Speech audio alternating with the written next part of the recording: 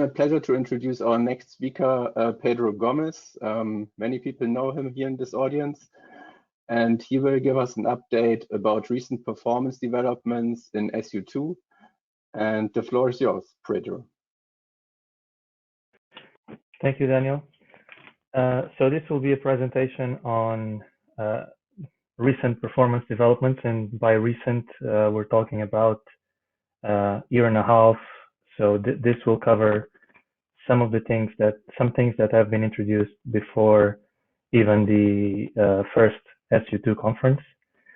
And a lot of what's gone into this is work by myself and by Tom Economon, but of course, in good SU2 fashion, this has built on the work of many other people, and other people have made contributions to the features that were developed by us. Next slide, please. So what you will see is the motivation for performance, if you needed one, and then a brief description of the different optimizations that were made, from general character to hybrid parallelization, vectorization, and then algorithmic improvements with some numerical examples. And those for this presentation consist of a very simple benchmark problem, a small RANS case, and we've also looked at the iLift common research model to do some larger scale tests. Next slide, please. So motivation, as you know, SU2 is growing. A lot of people use it in the world, in academia and industry. You've seen this in the very first presentation of the conference. Parts of the initial architecture of SU2 did not scale as new physics were added, and as it moved from being a flow solver to kind of a multi-physics framework. And for the complex applications that people are trying to use the codes now, it is important to take advantage of capabilities of modern hardware. So if you want to do these complicated optimizations, if you want to look at rich physics, we need some performance also to be able to explore different methods. Next. And so briefly, the general software optimizations involve non-blocking MPI, parallel file I/O to support large meshes.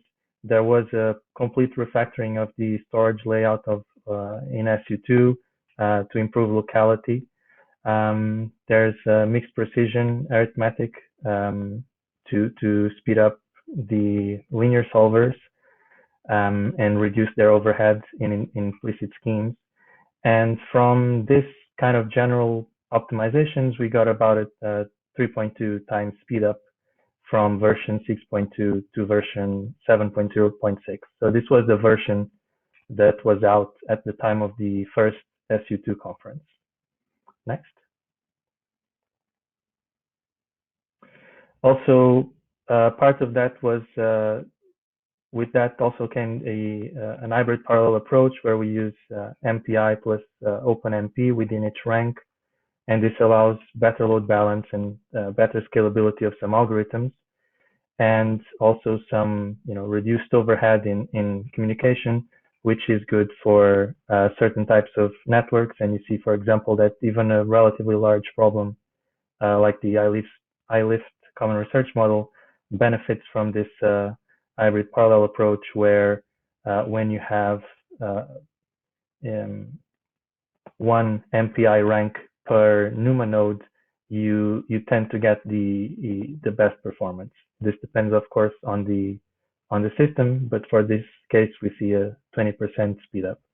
So the details of this implementation were covered last year. You have a link here if you want to have a look at the presentation.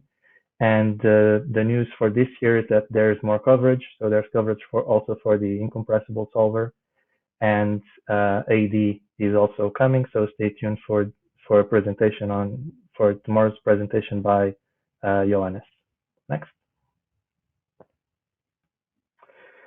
So from version 7.0.6, the major implementation improvement is a library within SU2 for vectorization of numerical schemes that allows them to be written naturally, in the sense that you don't have to deal with compiler directives or pragmas to get the compiler to vectorize things. So this is based on a SIMD type for which different operators and functions are overloaded, and so this thing looks like a scalar, walks like a scalar, but when you do some operation under the hood, the hardware is doing 2, 4, or 8 simultaneous computations. And as you see here, this is a snippet of code taken directly from SU2 right now, and it looks pretty decent in terms of readability for what it allows you to do. So we're essentially processing multiple edges at the same time with these routines. Next.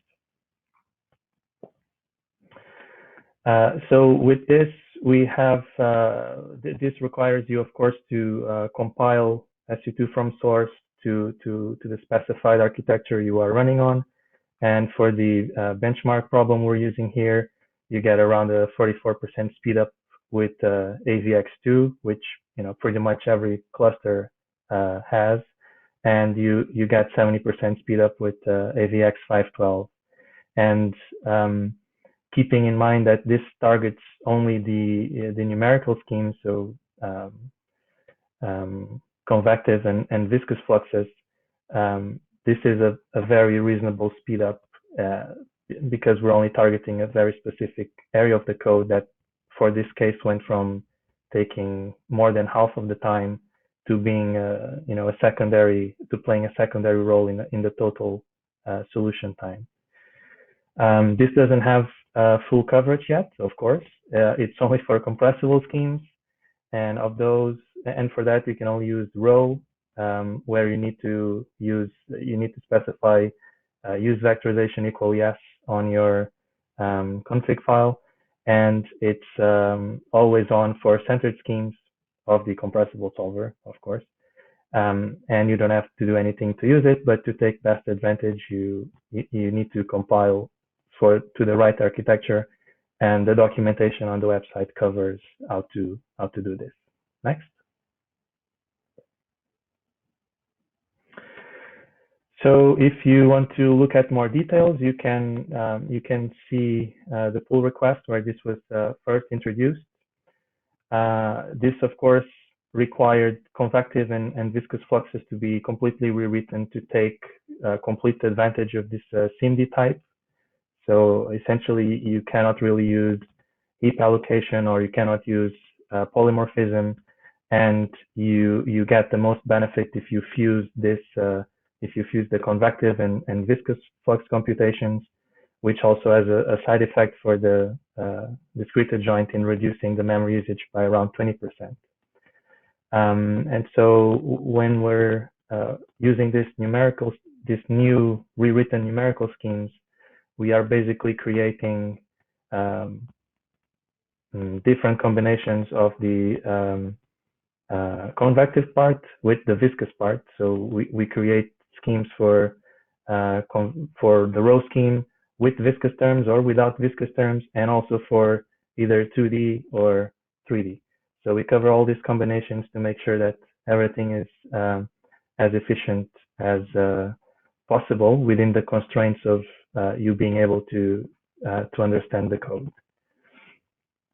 And if you want to look at more details of this, there's a paper from SciTech this year where you can see more details. Next.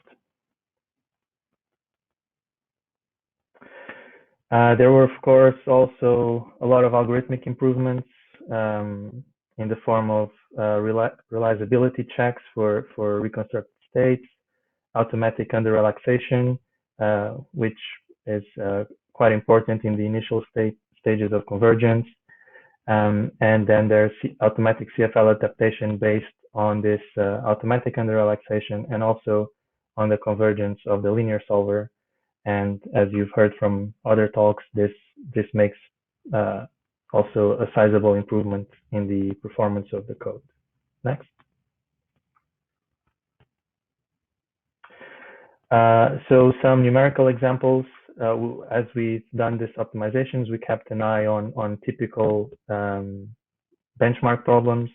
So from the NACA 0012, these are the reference grids that are used for verification, and we are in good agreement with other codes that have published results, and also for the iList Common Research Model, we are also in good agreement, and we can run even the extra fine grid, which I think it's around 200 million nodes in around 16 hours using 2,000 fairly old cores.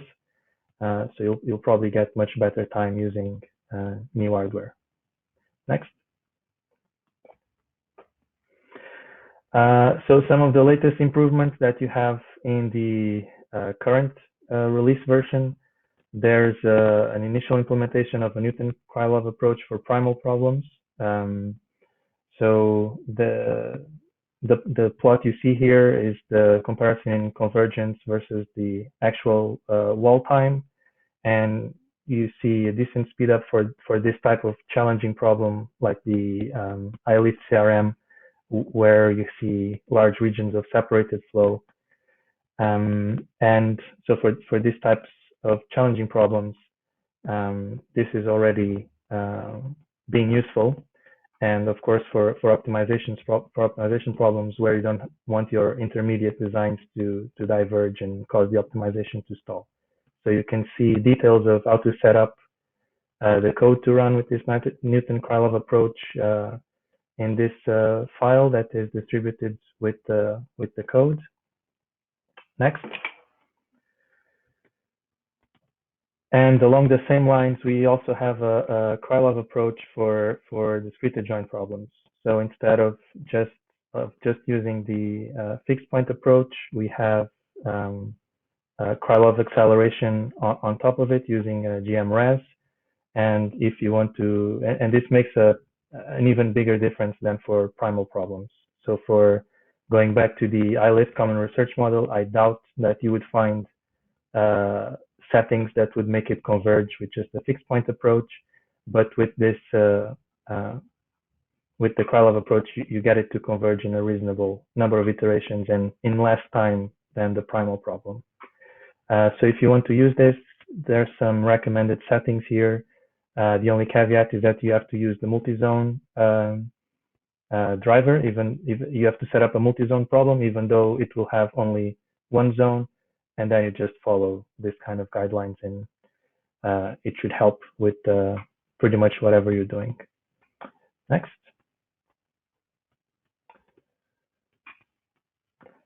So we've over this time, we've gained the ability to handle large meshes efficiently, 5 times speed up from portable and maintainable software optimizations. Of course, not for all applications, but on average. And for some cases, you get an order of magnitude improvement from the algorithmic improvements we have made. And that's it. Thank you.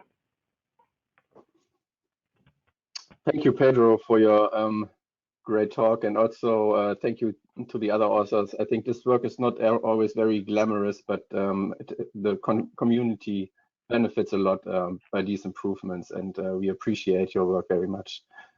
I do not see any questions in the chat, so